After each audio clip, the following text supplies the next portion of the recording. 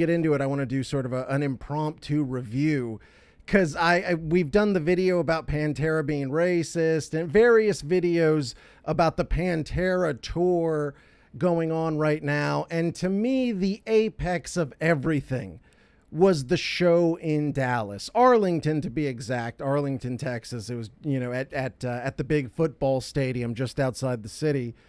And it was really what you would have to say are arguably the two greatest heavy metal bands of the last 30 years or so, 30, 40 years.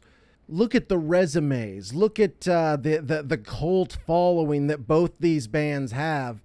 And Pantera and Metallica, it was something that you would have never thought would have happened, because back in the day, Pantera, they were much more brash. Obviously, Vinny and Dime were there. They were alive.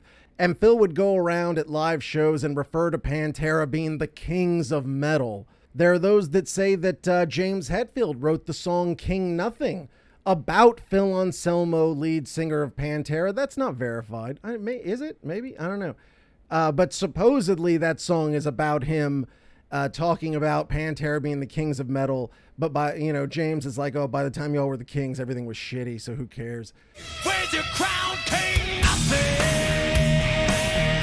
So yeah, the thought of those two bands sharing a stage is, it was mind-blowing for somebody like me who grew up in the 90s.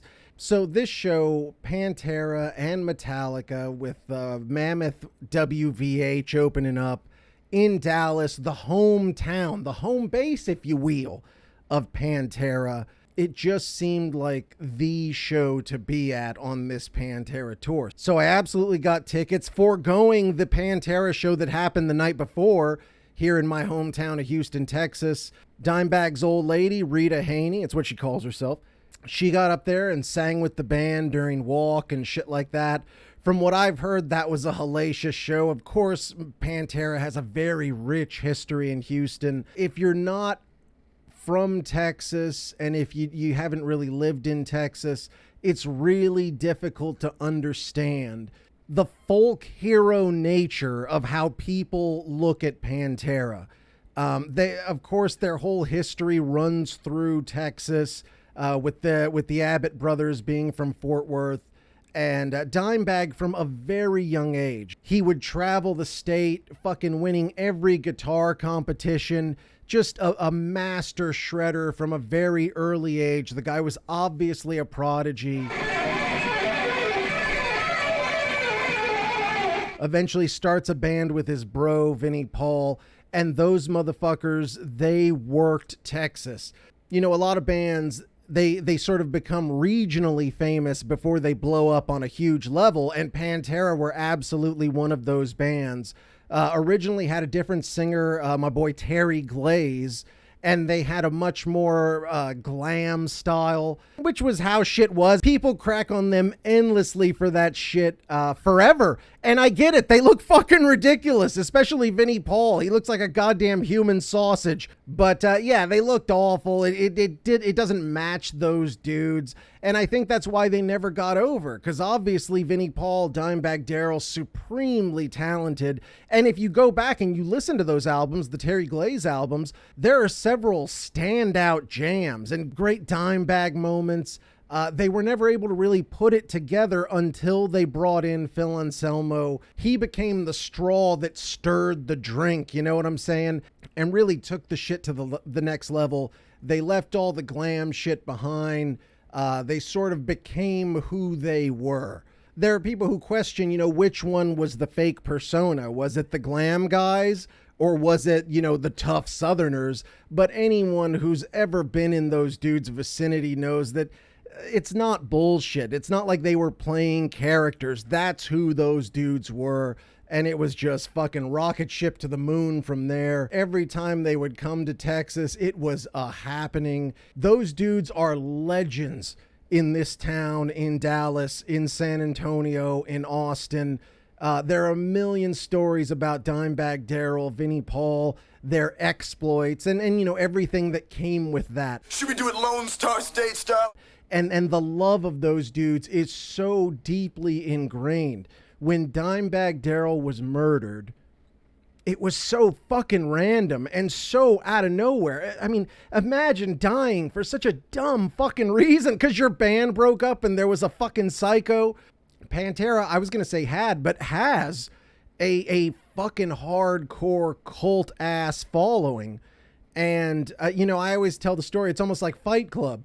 I remember one time here in Houston, you know, we're only like 40 miles off the coast. So we get a lot of heavy rains, sometimes flooding, shit like that. So I was living out in the country and it flooded like a motherfucker. And finally the waters receded. I was like, what the fuck's open? I'm driving up and down the street. I see this Jack in the Box that's open. I pull into this motherfucker. And, you know, back in those days, I proudly displayed a Pantera sticker in my windshield. And I pulled up and, you know, it's a hell of a thing. If you've never been through a hurricane or a flood, it's harrowing. So I pull up in the Jack in the Box. I order my food. I come up to the front. The fucking guy leans out. He gives me my food. And I ask him, I say, hey, man, how much is it? And he fucking rolls up his sleeve. He shows me a Cowboys from Hell tattoo. And he said, you ain't got to pay me nothing, brother. Cowboys from Hell. And I said, fuck yeah. Pulled out into the street. I said, God damn it, I love Pantera. It really is like a weird secret brotherhood. And when you see other Pantera motherfuckers, you give them the nod. Hey, man, what the fuck's up? It really is a weird thing. And when Dime got murdered, and then really when Vinny died, it was sort of like, man, we're never going to fucking see that band again. It really is over. And when this idea came up for the new Pantera lineup featuring Zakk Wylde in the place of Dimebag, Charlie Benante in the place of Vinnie Paul, a lot of people shit on it. There was just really a mountain of shitty negativity that was being pushed on this show. People were trying to bring up shit about Phil Anselmo being racist and the Confederate flag. It seemed like there were a lot of people who were taking like a personal interest in not wanting this tour to go off. And oh, well, you know what? Even if it happened, Phil's voice is fucked. It's not going to be as good without that. Without Vinny and Dime, it's not Pantera. Listen, of course it's not Pantera. I mean, it's like, you know, if I go see Paul McCartney play some Beatles songs, it doesn't mean I saw the Beatles. I hear you. But to see the true Pantera, that's impossible now. This is as close as we're going to get. Anybody that knows Zakk Wylde and Charlie Benante knows that those guys were very close to the band, very close to Vinny and Dime themselves. And that if anyone was going to do this in a respectful manner, it was going to be those dudes. And the tour has been a smashing success. Phil Anselmo has fucking behaved himself. Fucking Rex Brown has managed to not die. I heard if this motherfucker drinks even a fucking wine cooler, will kill this son of a bitch. So Rex, keep your shit together. Do not give this motherfucker a sip of booze whatsoever. You could kill him. Then there'd just be Phil, and then it's really not Pantera. I know dickheads will roll their fucking eyes. This was really cathartic to me, man. I will admit there were times where I had fucking tears in my eyes. I didn't openly cry, motherfucker. Not that there's anything wrong with that. It would have been fine. You could see that it was really emotional for Phil, and it had to have been emotional for Rex. And I know Zakk and Charlie have said that they were just like in a haze, like some sort of beautiful fucking haze. And it was, man, it was a love fest. When a band opens for Metallica, and Metallica's not the only ones to do this. I'm not saying they're assholes for doing this, but what Metallica does is the opener rarely has very good audio. When Metallica comes out, everything sounds crystal fucking clear. You know what I'm saying? There were 100,000 motherfuckers there. So to play a venue that houses that many people, it's impossible to get great audio. But I will say that when Metallica comes out, their audio sounds pretty good. And everybody who comes out before Metallica, their audio is kind of shitty. Even though the audio was not as good as what Metallica would have, everybody knew every fucking song. So it was just a giant fucking chant along It was almost like one of those where you see those like dude retreats where guys dance around a fucking fire and chant and scream about their daddies and shit. It was like that kind of. You saw that range of people. There were motherfuckers that were much older than me, all the way down to like kids and shit. And to see the young metalheads with their fucking battle vests on and head banging and all that shit, you got a real sense of like a circle closing, as dumb as it may sound. It's how I felt. I might have also been emotional because I'd been drinking since lunch, steady. I'd been fucking throwing down whiskey since lunchtime, getting fucked up all over the place, dropping gummies as I'm stumbling out of the Uber. And so maybe that's why I was emotional. I don't know. Like I said, a lot of the haters said that Phil Anselmo wouldn't be able to carry the show, but he sounded fucking great. And it wasn't just a scream fest either. If you look at the set list here, we got a new level, Mouth for War, Strength Beyond Strength, Becoming, I'm Broken, 5 Minutes Alone, This Love, Fucking Hostile, Walk, the Domination / Hollow mashup that they've done from way back in the day, and then finishing up with Cowboys from Hell. It was just a giant love fest, motherfuckers hugging each other, high-fiving, people crying and shit. It was great.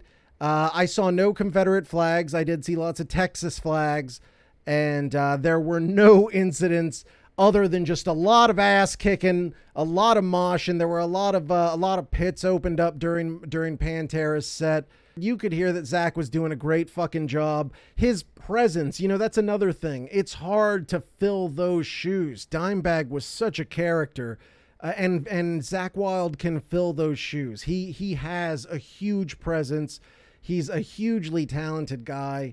He was doing a lot of backup vocals there that I hadn't even really thought about, because Zakk Wylde is obviously the vocalist to his band, Black Label Society. So that's almost a whole other element that's been added to this new look Pantera. To me, it sounded like they want to do this again. And assuming everyone lives, I'd love to see this motherfucker again. So yeah, you get a chance to see Pantera, whatever the fuck you want to call it. Go check it out. It is a fantastic time. I give it a 3. If you know, you know. A shout out to all my people that were there. It wasn't just, obviously I had my own party with me, but dude, I had fucking family members out there. I had friends from back in the day.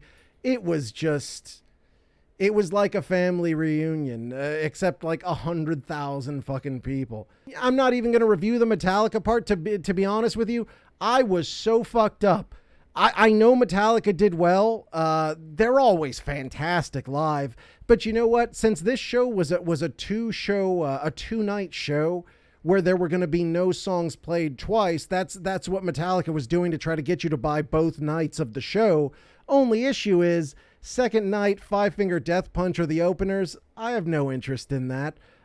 So I'd rather just see the one awesome show, let it be what it is. I've already seen Metallica a bunch of times. There's nothing they really could play that I would say, oh, holy shit, this is the shit I've always wanted to hear.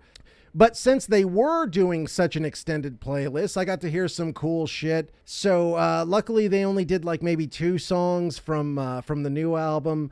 But they did do King Nothing, which I don't know if that was some sort of weird shot at Phil, because that is, like I said, the song that many believe is about him. But Phil was he made a point to say that Metallica are the kings of metal, and that it was an honor to share the stage and all that shit. And, the Metallica thing, of course, they were filming this show and they were broadcasting it in movie theaters. It was a huge show, but it took so fucking long for them to come out. They were setting up for well over an hour. By then I was so trashed, and they just came out, and it was good. I remember kicking a lot of ass. There was a lot of really good stuff there, but I just kind of didn't give a fuck anymore. Not to say it wasn't a good show. It's just, that was about Pantera to me. Great show. Shout out to everybody who was there.